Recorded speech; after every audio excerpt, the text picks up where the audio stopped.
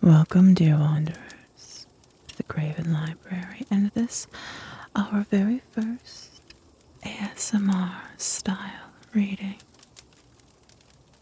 I'm your host, the Graven Librarian, and my companion Cicero and I are honored that you've chosen to join us this evening. You'll find that Cicero is a quiet one, but he does so enjoy the darker things in life. Of course, I can't blame him. Don't we all?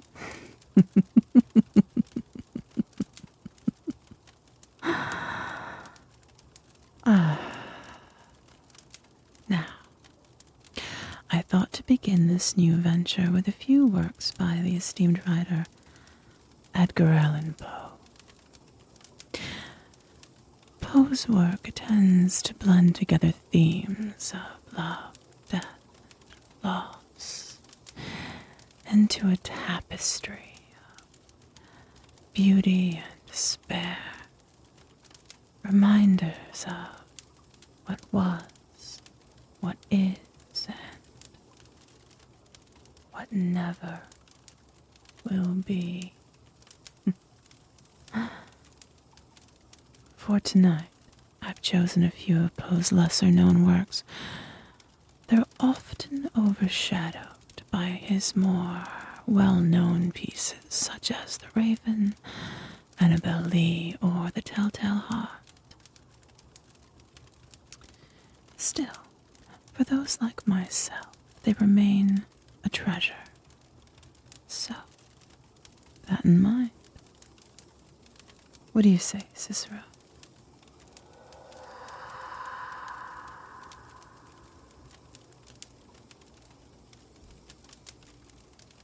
I thought you'd be eager. On then to Ligeia and the tale of one man's obsession with his lost love.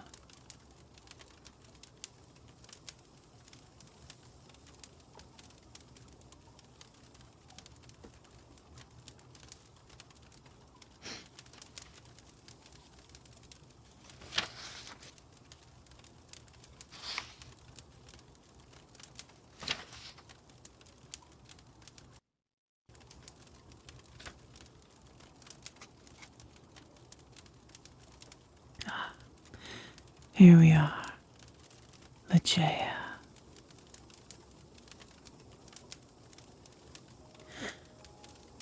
And the will therein lieth, which dieth not.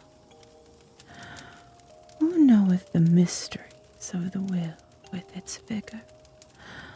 For God is but a great will, pervading all things by nature of its intentness.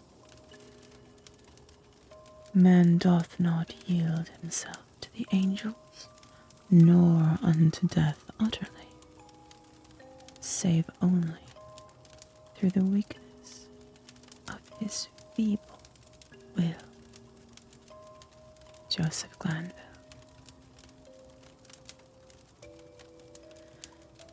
I cannot, for my soul, remember how, when, or even precisely where I first became acquainted with the Lady Ligeia. Long years have since elapsed, and my memory is feeble through much suffering. Or perhaps I cannot now bring these things to mind because, in truth, the character of my beloved, her rare learning, her singular yet placid cast of beauty, and the thrilling and enthralling eloquence of her low musical language made their way into my heart by paces so steadily and stealthily progressive that they have been unnoticed and unknown. Yet I believe that I met her first and most frequently in some large, old, decaying city near the Rhine. Of her family I have surely heard her speak. That it is of a remotely ancient date cannot be doubted. Ligeia. Ligeia. Buried in studies of a nature more than all else, adapted to deaden impressions of the outward world, it is by that sweet word alone, by Ligeia, that I bring before mine eyes in fancy the image of her who is no more.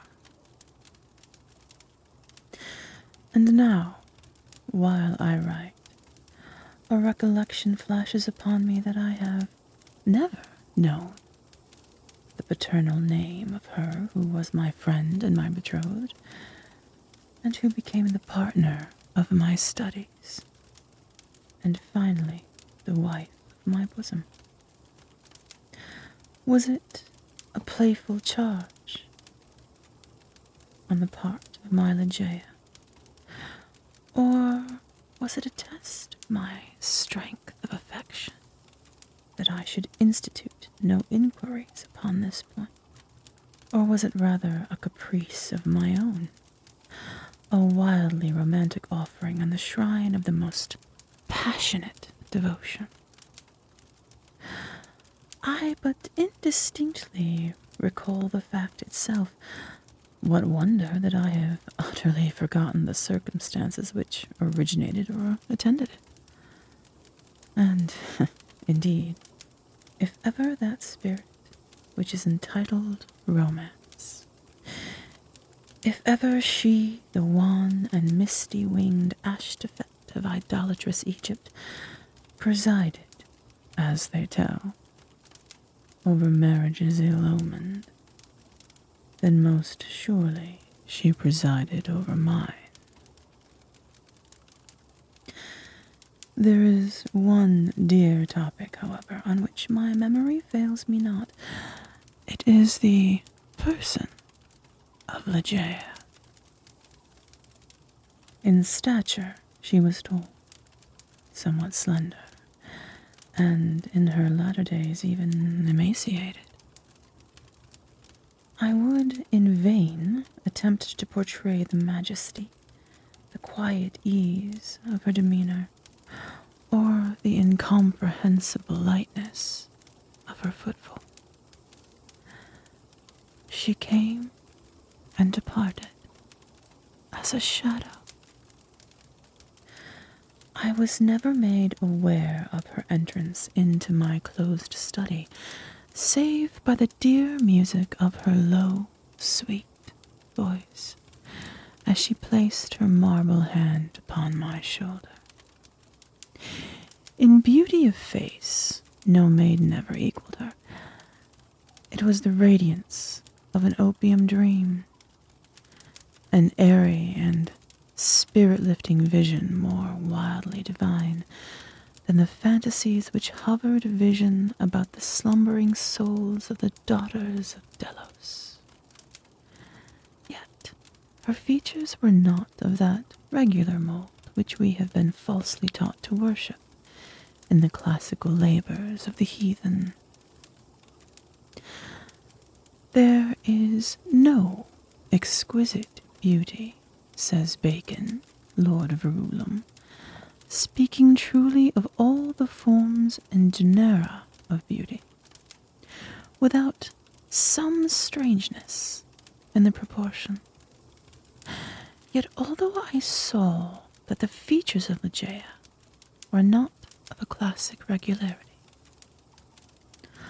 although I perceived that her loveliness was indeed exquisite, and felt that there was much of strangeness pervading it, yet have I tried in vain to detect the irregularity and to trace home my own perception of the strange. I examined the contour of the lofty and pale forehead.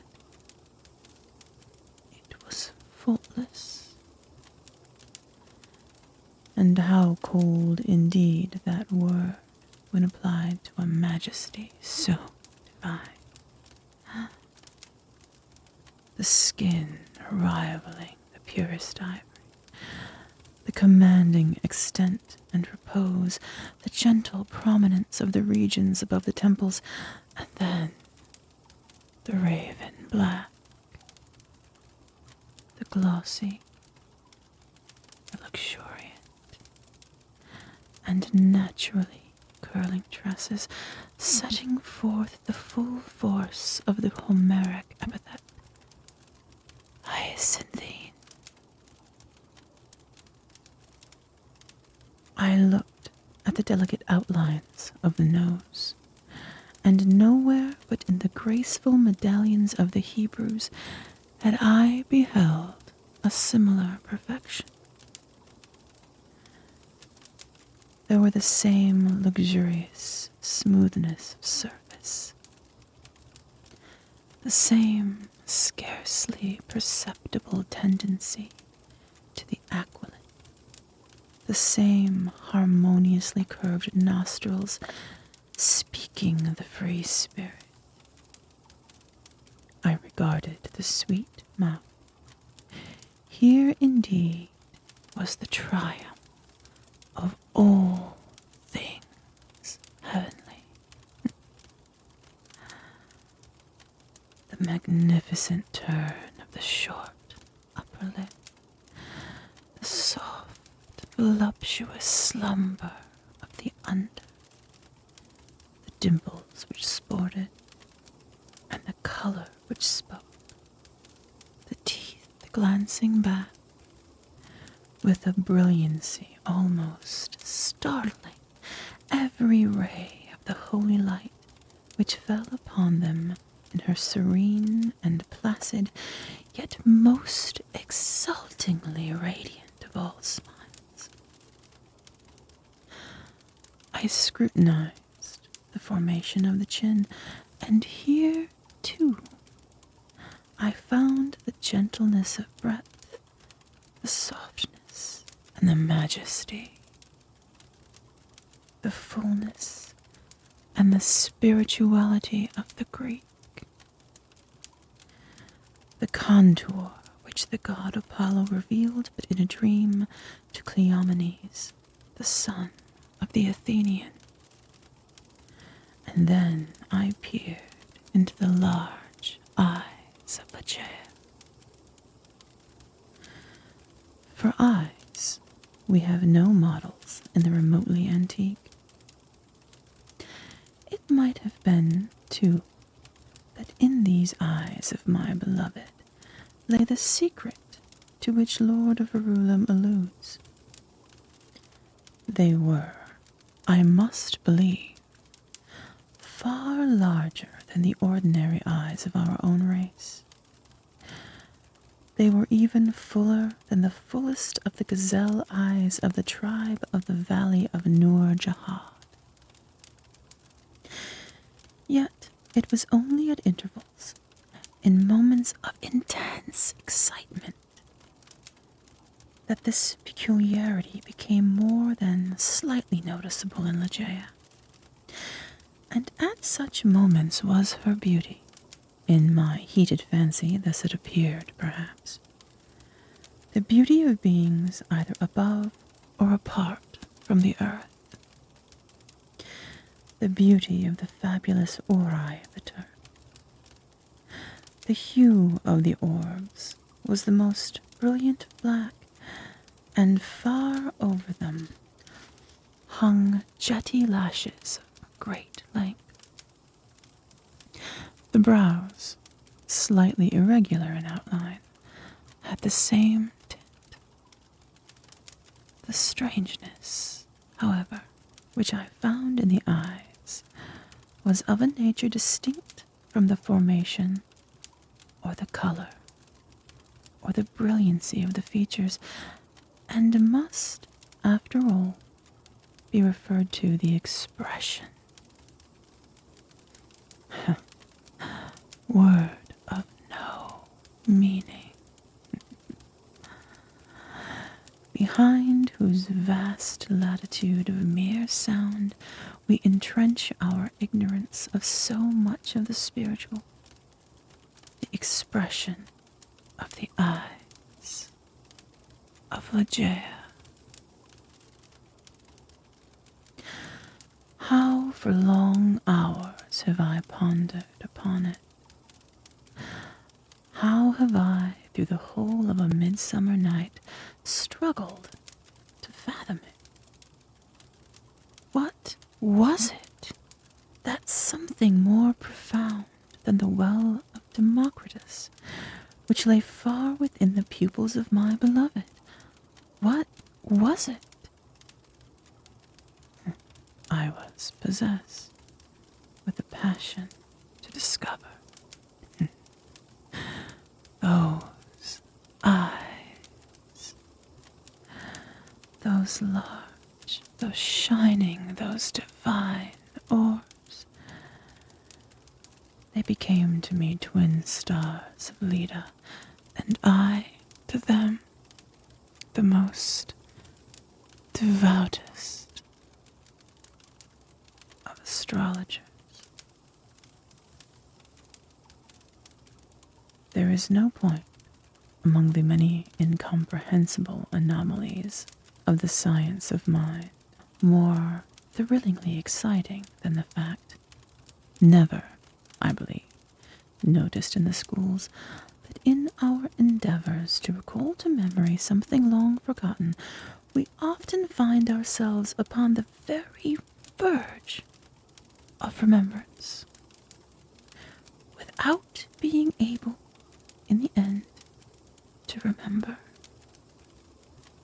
And thus, how frequently, in my intense scrutiny of Ligeia's eyes, have I felt approaching the full knowledge of their expression, felt it approaching, yet not quite be mine, and so at length entirely depart.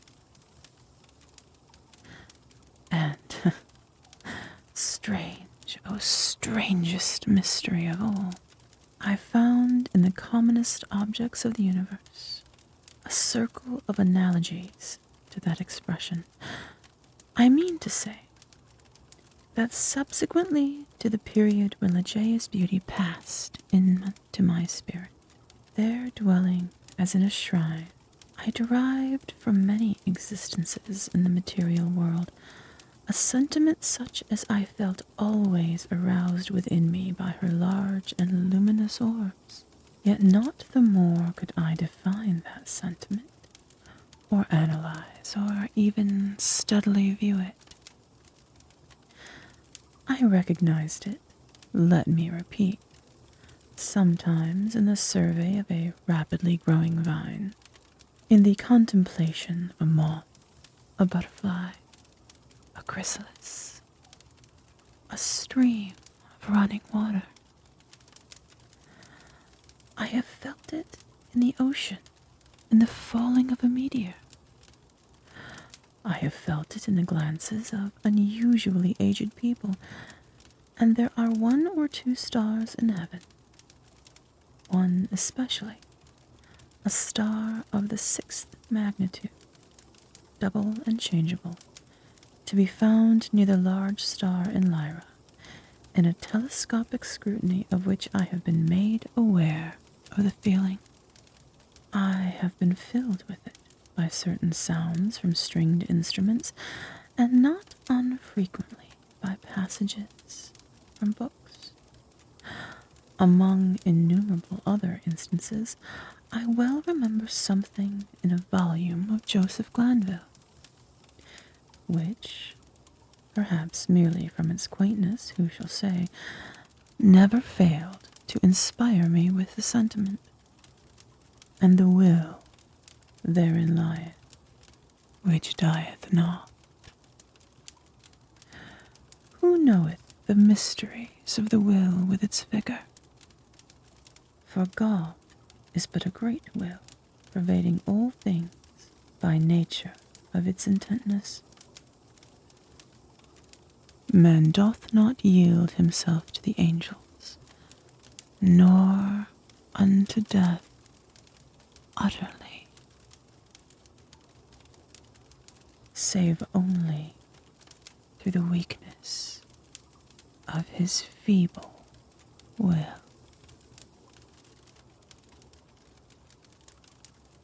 Length of years, subsequent reflection have enabled me to trace, indeed, some remote connection between this passage in the English moralist and a portion of the character of Ligeia.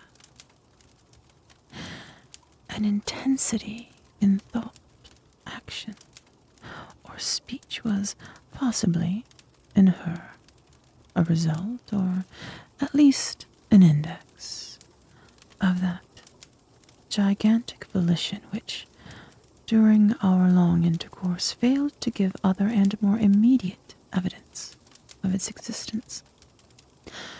Of all the women whom I have ever known, she, the outwardly calm, the ever placid Ligeia, was the most violently a prey to the tumultuous vultures of stern passion, and of such passion I could form no estimate, save by the miraculous expansion of those eyes which at once so delighted and appalled me, by the almost magical melody, modulation, distinctness, and placidity of her very low voice, and by the fierce energy rendered doubly effective by contrast with her manner of utterance of the wild words which she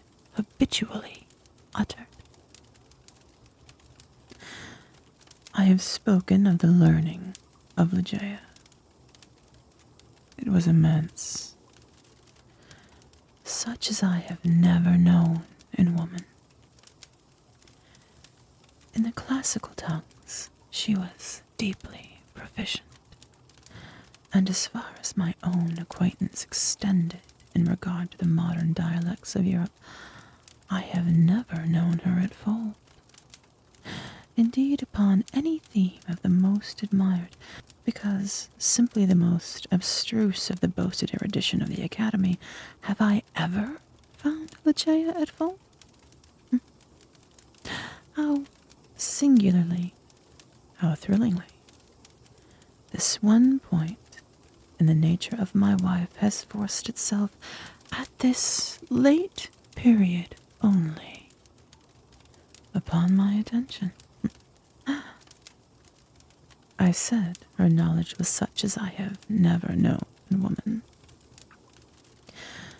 But where breathes the man who has traversed, and successfully, all the wide areas of moral, physical, and mathematical science?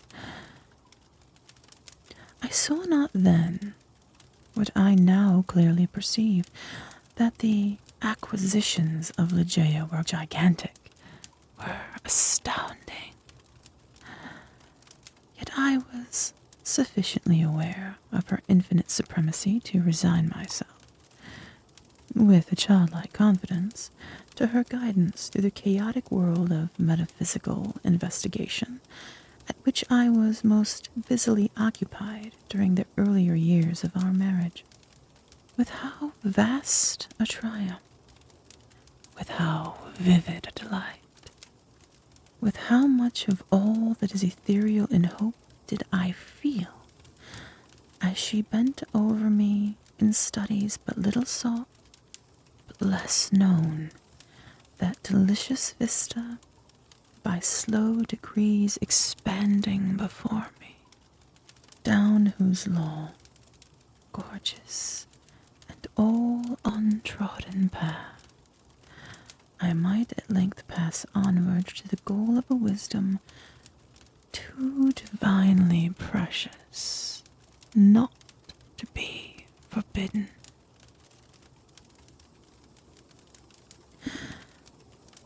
How poignant then must have been the grief with which, after some years, I beheld my well-grounded expectations take wings to themselves and fly away. Without Ligeia, I was but as a child groping benighted. Her presence, her readings alone, rendered vividly luminous the many mysteries of the transcendentalism in which we were immersed. Wanting the radiant luster of her eyes, letters, lambent and golden, grew duller than Saturnian lead, and now those eyes shone less and less frequently upon the pages over which I pored. Ligeia grew ill.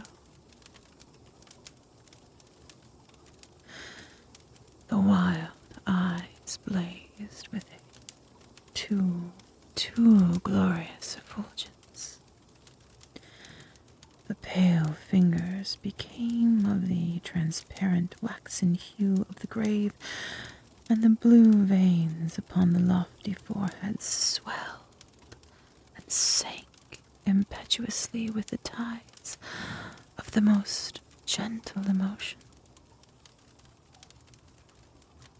I saw that she must die, and I struggled desperately in spirit with the grim Azrael, and the struggles of the passionate wife were, to my astonishment, even more energetic than my own. There had been much in her stern nature to impress me with the belief that, to her, death would have come without its terrors. But not so.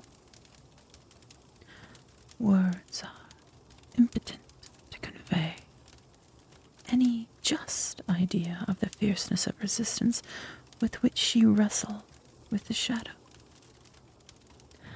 I groaned in anguish at the pitiable spectacle. I would have soothed. I would have reasoned. But in the intensity of her wild desire for life, but for life, solace and reason were alike the uttermost folly. Yet not unto the last instance, amid the most convulsive writhings of her fierce spirit, was shaken the external placidity of her demeanor. Her voice grew more gentle, grew more low, yet I would not wish to dwell upon the wild meanings of the quietly uttered words. My brain reeled as I hearkened, entranced to a melody more than mortal, to assumptions and aspirations which mortality had never before known. That she loved me, I should not have doubted, and I might have been easily aware that, in a bosom such as hers, love would have reigned no ordinary passion. But in death only was I fully impressed with the strength of her affection. For long hours, detaining my hand, would she pour out before me the overflowing of a heart whose more than passionate devotion amounted to idolatry. How had I deserved to be so blessed by such confessions? How had I deserved to be so cursed with the removal of my beloved in the hour of her making them? But upon this subject I cannot bear to delay. Let me say only that in Ligeia's more than womanly abandonment to a love, alas, all unmerited, all unworthily bestow. I at length recognized the principle of her longing, with so wildly earnest a desire for the life which was now fleeing so rapidly away. It is this wild longing, it is this eager vehemence of desire for life, but for life, that I have no power to portray, no utterance capable of expressing. At high noon on the night on which she departed, beckoning me peremptorily to her side, she bade me repeat certain verses composed by herself not many days before. I obeyed her. They were these: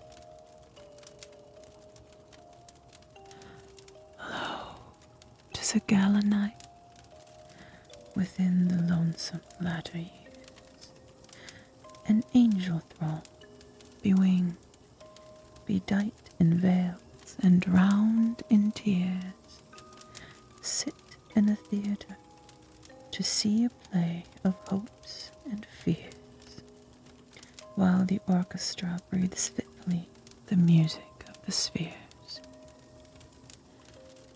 Mimes in the form of God on high mutter and mumble low, and hither and thither fly.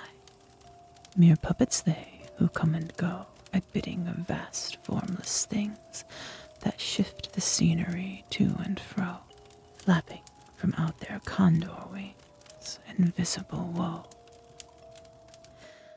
That motley drama, oh, be sure it shall not be forgot, with its phantom chased forevermore by a crowd that sees it not, through a circle that ever returneth into the self-same spot, and much of madness, and more of sin, and horror, the soul of the plot. But see, amid the mimic rout, a crawling shape intrude, a blood-red thing that writhes from out the scenic solitude. It writhes, with mortal pangs the mimes become its food, and the seraphs sob at vermin fangs in human gore imbued. Out, out are the lights, out all, and over each quivering form the curtain, a funeral pall, comes down with the rush of a storm, and the angels, all pallid and wan, uprising, unveiling, affirm that the play is the tragedy, man, and its hero, the conqueror worm. Oh, God! Half shrieked Ligeia, leaping to her feet and extending her arms aloft with a spasmodic movement as I made an end of these lines. Oh, God! Oh, divine Father, shall these things be undeviatingly so? Shall this conqueror be not once conquered? Are we not part and parcel in thee? Who knoweth the mysteries of the will with its vigor? Man doth not yield him to the angels, nor unto death utterly, save only to the weakness of his feeble will. And now, as if exhausted with emotion, she suffered her white arms to fall and returned solemnly to her bed of death. And as she breathed her last sighs, there came mingled with them a low murmur from her lips. I bent to them my ear and distinguished again the concluding words of the passage in Glanville. Man doth not yield him to the angels, nor unto death utterly, save only through the weakness of his feeble will.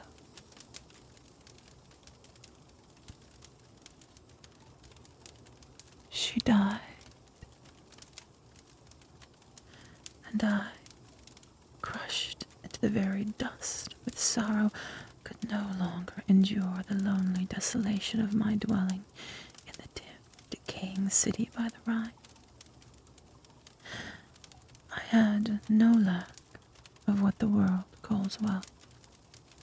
Ligeia had brought me far more, very far more than ordinarily falls to the lot of mortals. After a few months, therefore, weary, aimless wandering, I purchased and put in some repair an abbey, which I shall not name, in one of the wildest and least frequented portions of fair England. The gloomy and dreary grandeur of the building, the almost savage aspect of the domain, the melancholy and time-honored memories connected with both, had much in unison with the feelings of utter abandonment which had driven me into that remote and unsocial region of the country. Yet although the external abbey, with its verdant decay hanging about it, suffered but little alteration, I gave way with a childlike perversity, and perchance with a faint hope of alleviating my sorrows, to a display of more than regal magnificence within. For such follies, even in childhood I had imbibed a taste, and now they came back to me as if in the dotage of grief. Alas, I feel how much even of incipient madness might have been discovered in the gorgeous and fantastic draperies, in the solemn carvings of Egypt, in the wild cornices and furniture, in the bedlam patterns of the carpets of tufted gold. I had become a bounden slave in the trammels of opium, and my labors and my orders had taken a coloring from my dreams. But these absurdities I must not pause to detail. Let me speak only of that one chamber, ever accursed, whither, in a moment of mental alienation, I led from the altar as my bride, as the successor of the unforgotten Ligeia, the fair-haired and blue-eyed lady Rowena Trevanion of Tremaine. There is no individual portion of the architecture and decoration of that bridal chamber which is not now visibly before me. Where were the souls of the haughty family of the bride when, through thirst of gold, they permitted to pass the threshold of an apartment so bedecked, a maiden and daughter so beloved? I have said that I minutely remember the details of the chamber. Yet I am sadly forgetful on topics of deep moment. And here there was no system, no keeping in the fantastic display to take hold upon the memory. The room lay in a high turret of the castellated abbey, was pentagonal in shape and of capacious size. Occupying the whole southern face of the pentagon was the sole window, an immense sheet of unbroken glass from Venice, a single pane, and tinted a leaden hue, so that the rays of either the sun or the moon passing through it fell with a ghastly luster on the objects within. Over the upper portion of this huge window extended a trellis work of an aged vine, which clambered up the massy walls of the turret. The ceiling of gloomy-looking oak was excessively lofty, vaulted, and elaborately fretted with the wildest and most grotesque specimens of a semi-Gothic, semi-Druidical device. From out the most central recess of this melancholy vaulting depended by a single chain of gold with long links a huge censer of the same metal, Saracenic in pattern, and with many perforations so contrived that there writhed in and out of them, as if endued with a serpent vitality, a continual succession of parti-colored fires. Some few ottomans and golden candelabra of Eastern figure were in various stations about, and there was a couch too, the bridal couch of an Indian model, and low and sculptured of solid ebony, with a pall-like canopy above. In each of the angles of the chamber stood on end a gigantic sarcophagus of black granite from the tombs of the kings over against Luxor, with their aged lids full of immemorial sculpture. But in the draping of the apartment lay, alas, the chief fantasy of all. The lofty walls, gigantic in height, even unproportionably so, were hung from summit to foot in vast folds with a heavy and massive-looking tapestry. Tapestry of a material which was found alike as a carpet on the floor, as a covering for the ottomans and the ebony bed, as a canopy for the bed, and as the gorgeous volutes of the curtains which partially shaded the window. The material was the richest cloth of gold. It was spotted all over at irregular intervals with arabesque figures about a foot in diameter, and wrought upon the cloth in patterns of the most jetty black.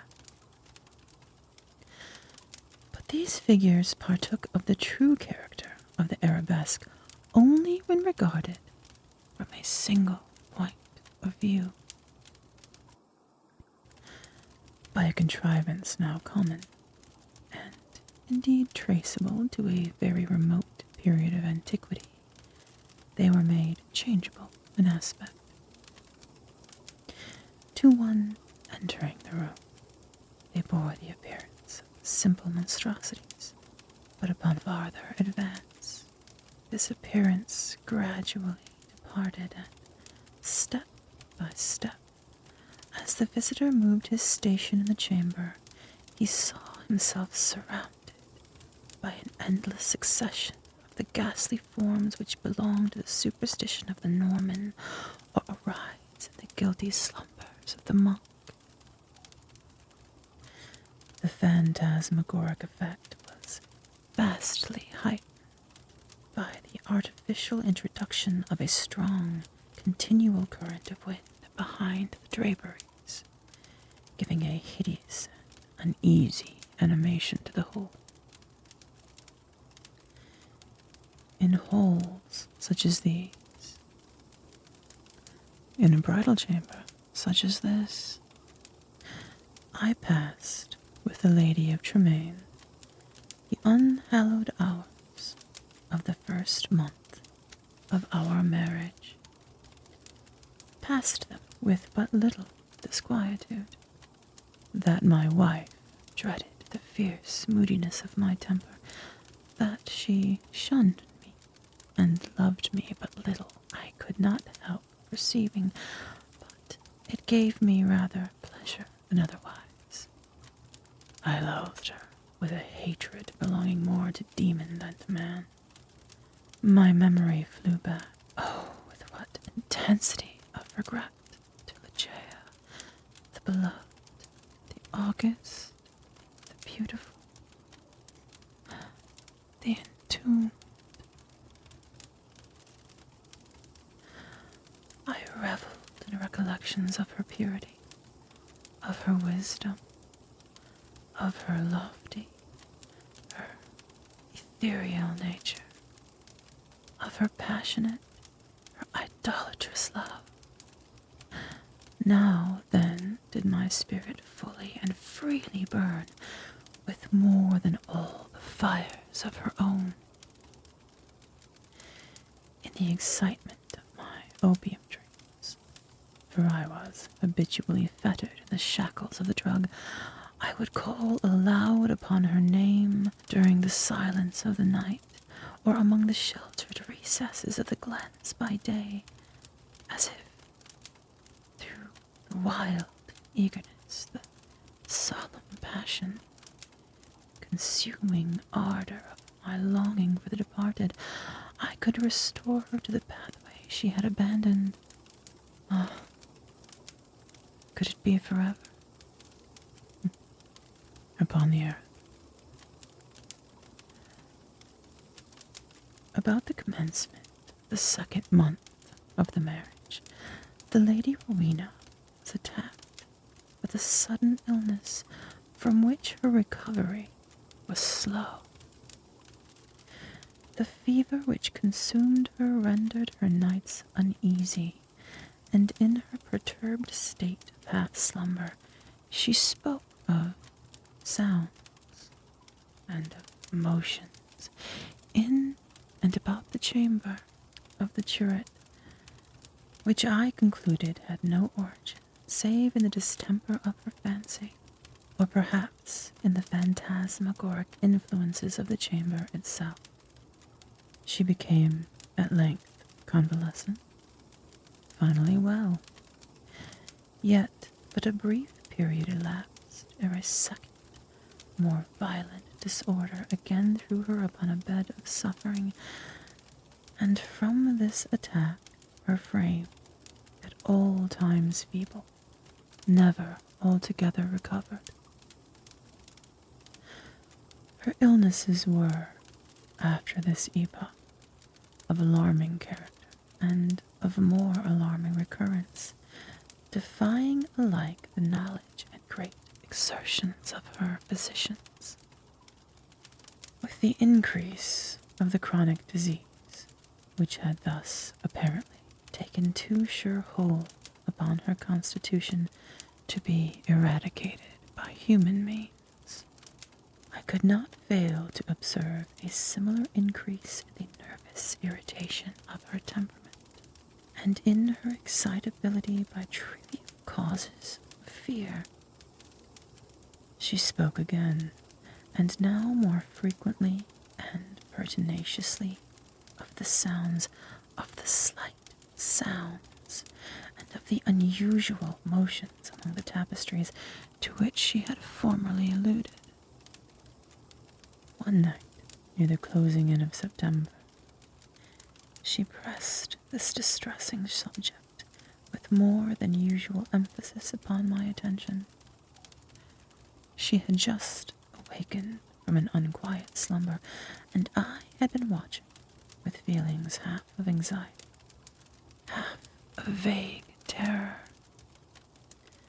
the workings of her emaciated countenance. I sat by the side of her ebony bed upon one of the ottomans of India. She partly arose and spoke in an earnest, low whisper of sounds which she then heard, but which I could not hear, of motions which she then saw, but which I could not perceive. The wind was rushing hurriedly through the tapestries, and I wished to show her what, let me confess it, I could not all believe, that those most inarticulate breathings and those very gentle variations of the figures upon the wall were but the natural effects of that customary rushing of the wind. But a deadly pallor overspreading her face had proved to me that my exertions to reassure her would be fruitless. She appeared to be fainting, and no attendants were within call. I remembered where was deposited a decanter of light wine which had been ordered by her physicians, and hastened across the chamber to procure it. But as I stepped beneath the light of the censer, two circumstances of a startling nature attracted my attention. I had felt that some palpable, although invisible object had passed lightly by my person, and I saw that there lay upon the golden carpet, in the very middle of the rich luster thrown from the censer, a shadow, a faint, indefinite shadow of angelic aspect, such as might be fancied for the shadow of a shade. But I was wild with the excitement of an immoderate dose of opium, and heeded these things but little, nor spoke of them to Rowena. Having found the wine, I recrossed the chamber and poured out a gobletful, which I held to the lips of the fainting lady. She had now partially recovered, however, and took the vessel herself, while I sank upon an ottoman near me, with my eyes fastened upon her person. It was then that I became distinctly aware of a gentle footfall upon the carpet, and near the couch, and in a second thereafter, as Rowena was in the act of raising the wine to her lips, I saw, or may have dreamed that I saw, fall within the goblet, as if from some invisible spring in the atmosphere of the room, 3 or 4 large drops of a brilliant and ruby-colored fluid. If this I saw, not so Rowena. She swallowed the wine unhesitatingly, and I forbore to speak to her of a circumstance which must, after all, I considered, have been but the suggestion of a vivid imagination, rendered morbidly active by the terror of the lady, by the opium, and by the hour. Yet I cannot conceal it from my own perception that, immediately subsequent to the fall of the ruby drops, a rapid change for the worse took place in the disorder of my wife, so that on the 3rd subsequent night the hands of her menials prepared her for the tomb, and on the 4th I sat alone with her shrouded body in that fantastic chamber which had received her as my bride. Wild visions, opium engendered, flitted, shadow-like, before me. I gazed with unquiet eye upon the sarcophagi in the angles of the room, upon the varying figures of the drapery, and upon the writhing of the parti-colored fires in the censer overhead. My eyes then fell, as I called to mind the circumstances of a former night, to the spot beneath the glare of the censer where I had seen the faint traces of the shadow. It was there, however, no longer, and breathing with greater freedom, I turned my glances to the pallid and rigid figure upon the bed. Then rushed upon me 1,000 memories of Ligeia, and then came back upon my heart with the turbulent violence of a flood, the whole of that unutterable woe with which I had regarded her thus enshrouded. The night waned, and still with a bosom full of bitter thoughts of the one and only supremely beloved, I remained gazing upon the body of Rowena. It might have been midnight, or perhaps earlier, or later, for I had taken no note of time when I saw, low, gentle, but very distinct, startled me from my reverie. I felt that it came from the bed of ebony, the bed of death. I listened in agony of superstitious terror, but there was no repetition of the sound.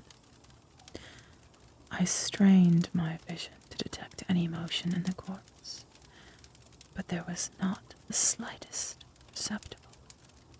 Yet I could not have been deceived. I had heard the noise, however faint, and my soul was awakened within me. I resolutely and perseveringly kept my attention riveted upon the body. Many minutes elapsed before any circumstance occurred tending to throw light upon the mystery. At length, it became evident that a slight, a very feeble, a barely noticeable tinge of color had flushed up within the cheeks and along the sunken small veins of the eyelids. Through a species of unutterable horror and awe, for which the language of mortality has no sufficiently energetic expression, I felt my heart cease to beat, my limbs grow rigid where I sat. Yet a sense of duty finally operated to restore my self-possession. I could no longer doubt that we had been precipitate in our preparations, that Rowena still lived. It was necessary that some immediate exertion be made, yet the turret was altogether apart from the portion of the abbey tenanted by the servants. There were none within call. I had no means of summoning them to my aid without leaving the room for many minutes, and this I could not venture to do. I therefore struggled alone in my endeavors to call back the spirit ill hovering. In a short period it was certain, however, that a relapse had taken place. The color disappeared from both the eyelid and cheek, leaving a wanness even more than that of marble. The lips became doubly shriveled and pinched up in the ghastly expression of death. A repulsive clamminess and coldness overspread rapidly the surface of the body, and all the usual rigorous stiffness immediately supervened. I fell back with a shudder upon the couch from which I had been so startlingly aroused, and again gave myself up to passionate waking visions of Ligeia. An hour thus elapsed, when, could it be possible, I was a second time aware of some vague sound issuing from the region of the bed. I listened in extremity of horror.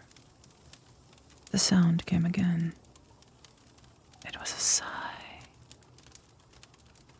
Rushing to the corpse, I distinctly saw, a tremor upon the lips.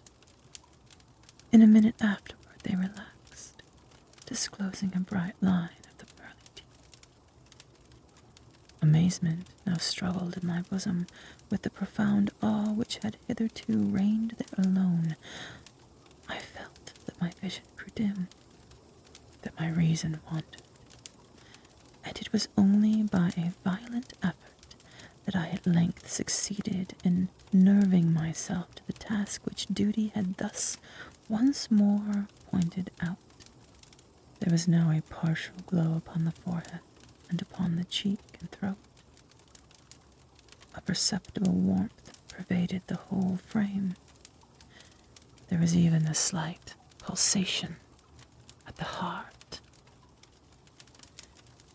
The lady lived, and with redoubled ardor, I betook myself to the task of restoration. I chafed and bathed the temples and the hands, and used every exertion which experience and no little medical reading can suggest. But in vain. Suddenly the color fled, the pulsation ceased, the lips resumed the expression of the dead, and in an instant afterward, the whole body took upon itself the icy chilliness, the livid hue, the intense rigidity, the sunken outline, and all the loathsome peculiarities of that which has been, for many days, a tenant of the tomb. And again I sunk into visions of Ligeia, and again, what marvel that I shudder while I write, again there reached my ears a low sob from the region of the ebony bed. But why shall I minutely detail the unspeakable horrors of that night? Why shall I pause to relate how, time after time, until near the period of the grey dawn, this hideous drama of revivification was repeated, how each terrific relapse was only into a sterner and apparently more irredeemable death, how each agony wore the aspect of a struggle with some invisible foe, and how each struggle was succeeded by I know not what of wild change in the personal appearance of the corpse. Let me hurry to a conclusion. The greater part of the fearful night had worn away, and she who had been dead once again stirred, and now more vigorously than hitherto, although arousing from a dissolution more appalling in its utter hopelessness than any. I had long ceased to struggle or to move, and remained sitting rigidly upon the ottoman, a helpless prey to a whirl of violent emotions, of which extreme awe was perhaps the least terrible, the least consuming. The corpse, I repeat, stirred, and now more vigorously than before. The hues of life flushed up with unwonted energy into the countenance. The limbs relaxed, and save that the eyelids were yet pressed heavily together, and that the bandages and draperies of the grave still imparted their charnel character to the figure, I might have dreamed that Rowena had indeed shaken off, utterly, the fetters of death. But if this idea was not, even then, altogether adopted, I could at least doubt no longer when, arising from the bed, tottering with feeble steps, with closed eyes, and with the manner of one bewildered in a dream, the thing that was enshrouded advanced boldly and palpably into the middle of the apartment. I trembled not, I stirred not, for a crowd of unutterable fancies connected with the air, the stature, the demeanor of the figure, rushing hurriedly through my brain, had paralyzed, had chilled me into stone. I stirred not, but gazed upon the apparition. There was a mad disorder in my thoughts, a tumult unappeasable. Could it indeed be the living Rowena who confronted me? Could it indeed be Rowena at all? The fair-haired, the blue-eyed Lady Rowena Trevanion of Tremaine? Why should I doubt it? The bandage lay heavily about the mouth. But then, might it not be the mouth of the breathing Lady of Tremaine? And the cheeks, there were the roses as in her noon of life. Yes, these might indeed be the fair cheeks of of the living Lady of Tremaine. And the chin, with its dimples as in health, might it not be hers? But had she grown taller since her malady? What inexpressible madness seized me with that thought? One bound, and I had reached her feet. Shrinking from my touch, she let fall from her head, unloosened the ghastly cerements which had confined it, and there streamed forth into the rushing atmosphere of the chamber huge masses of long and dishevelled hair. It was blacker than the raven wings of midnight, and now slowly opened the eyes of the figure which stood before me. Here then, at least, I shrieked aloud, can I never be mistaken? These are the full and the black and the wild eyes of my lost love, of the Lady Ligeia. In Ligeia, we find a meditation not only upon love and death, but the power of will. Ligeia's lingering presence in the mind of the narrator, and the lady's own will to live are all so consuming that they transcend mortality itself. But did he truly mourn her? Or simply how she made him feel? No. But Cicero, I know you all too well.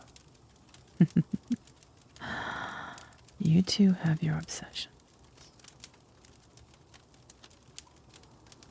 Now, from the ethereal strength of Ligeia, we turn to the brief poem, Bridal Ballad. Here, the voice of a newlywed bride carries both guilt and regret. The ring is on my hand, and the wreath is on my brow. Satins and jewels grand are all at my command, and I am happy now. And my lord, he loves me well, but when first he breathed his vow, I felt my bosom swell, for the words rang as a knell, and the voice seemed his who fell in the battle down the dell, and who is happy now. But he spoke to reassure me, and he kissed my pallid brow, while a reverie came o'er me, and to the churchyard bore me, and I sighed to him before me, thinking him the dead to lure me. Oh, I am happy now. And thus the words were spoken, and this the plighted vow. And though my faith be broken, and though my heart be broken, here is a ring as token that I am happy now. Behold the golden token that proves me happy now. Would God I could awaken, for I dream I know not how, and my soul is sorely shaken, lest an evil step be taken, lest dead who is forsaken may not be happy now. The trials of a bride haunted, not by ghosts, but by memory. Her first love, her true love, lost forever, and casting a pall on her future happiness. Sometimes love is not a sanctuary. It's a prison.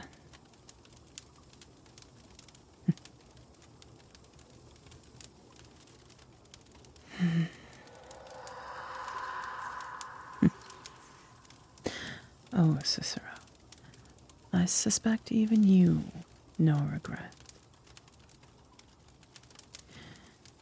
And now we turn to our closing piece, a lamentation of love lost in To One in Paradise.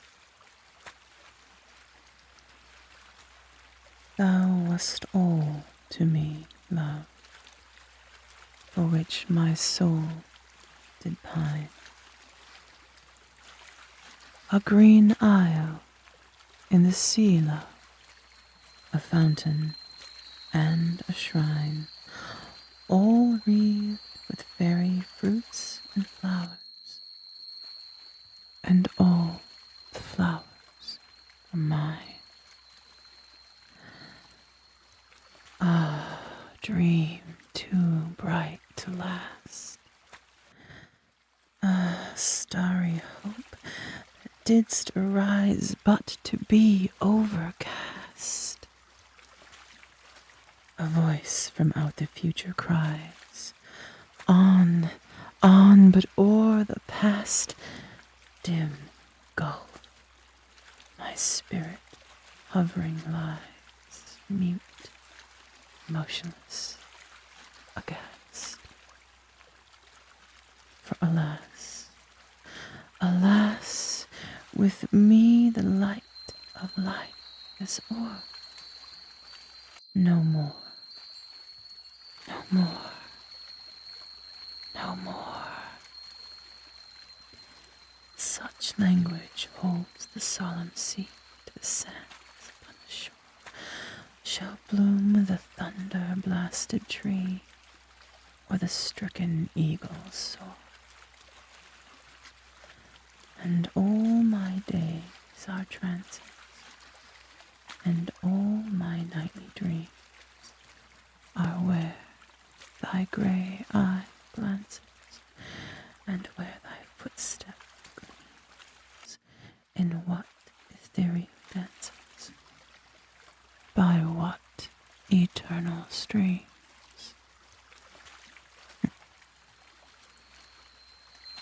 A love letter to the dead, a cry of anguish for what is lost.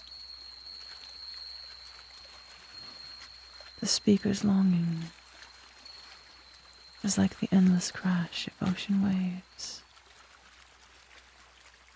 destined to repeat forever.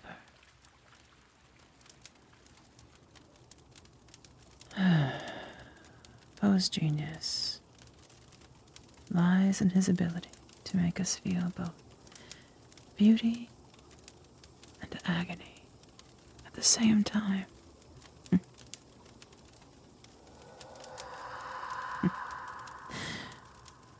That is a poignant observation, Cicero.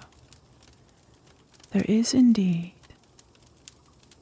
profound beauty in the broken, perfection in imperfection.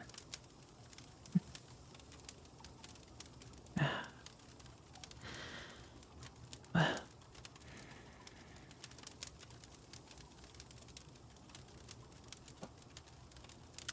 Alas, my dear wanderers,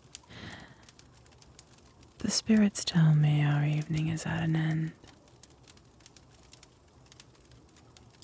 If you enjoyed your time here in the Graven Library, please like or subscribe or leave a comment. Did you enjoy tonight's reading? Cicero and I would love to hear your thoughts. Until next time, we bid you farewell, and as you journey home, tread carefully.